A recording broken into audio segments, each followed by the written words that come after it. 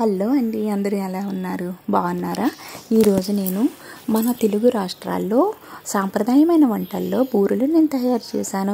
ఇవి ఎంత మంచిగా వచ్చాయి చూసారా? మంచి కలర్లో వచ్చాయి, మెత్తగా వచ్చాయి, చాలా బాగున్నాయి, చాలా సాఫ్ట్గా కూడా వచ్చాయి. తింటే తినాలని అనిపిస్తుంది.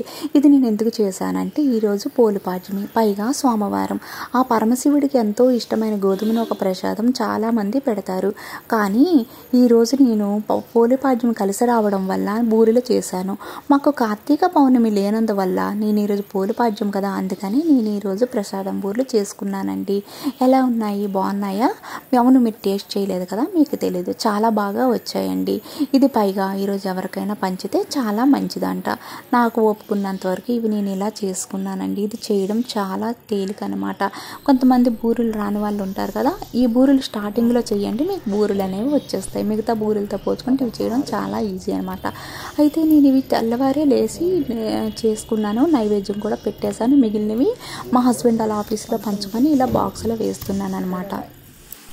చాలా ఎక్కువగానే చేశాను. ముందుగా గోధుమ నూక, ఒక గ్లాసు గోధుమ నూకకి 2 గ్లాసుల వాటర్ బాగా మరిగించుకొని ఇలా వేసుకున్నాను. గోధుమ నూక ఎర్రగా వేపుకున్నానండి, లేకపోతే చాలా ముద్దగా తయారవుతుంది.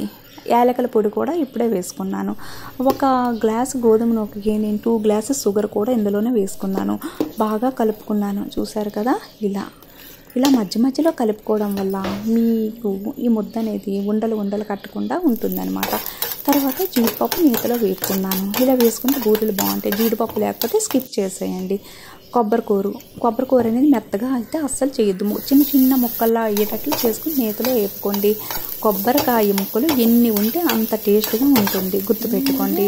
జీడిపప్పు అయితే మీకు ఉంటే వేయండి, లేకపోతే లేదు. కొబ్బరికూర మాత్రం ఉంటేనే ఈ బూరెలు చేయండి, లేకపోతే. సో ఫ్రెండ్స్, ఇలా ఉండలుగా చేసేసుకోండి. ఇది మీ చేతులకు ఆయిల్ కానీ గీ కానీ రాసుకొని ఇలా ఉండలుగా చుట్టేసుకోండి. చూసారు కదా, ఇలా చుట్టుకోండి. నూనె బాగా వేడెక్కాక సోయలో డిప్ చేసుకుంటూ ఇలా బూరెలు వేసుకోండి. సోయ ఎలా చేయాలో మీకు తెలుసు కదా.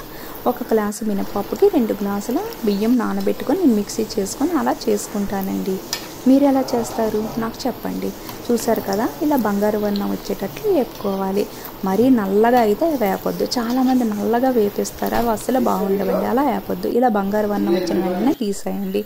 ఓకేనా? బూరెలు మరీ తెల్లగా ఉండకూడదు, అలానే నల్లగా ఉండకూడదు. ఇలా బంగారు వర్ణంలో వేపుకోండి. చూసారు కదా, నాకు బూరెలు వేయడం బాగా అలవాటండి. చూసారా, నేను చక్కగా వేసేస్తున్నాను.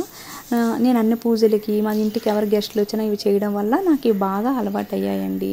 సో మీరు కూడా వంటలు ఎప్పుడైనా సరే ఇష్టంతో చేస్తే చాలా మంచిగా వస్తాయండి. నాకైతే అలాగే అన్ని వంటలు వచ్చాయి. చాలా టేస్టీగా కూడా ఉంటాయని మా ఫ్రెండ్స్ చెప్తుంటారు. సో మీరు ఇలా చక్కగా చేసేసుకోండి, అంతే. సో మీరు ఇలా ట్రై చేస్తారు కదా మీ ఇంట్లో. ఓకేనా ఫ్రెండ్స్? Thank you.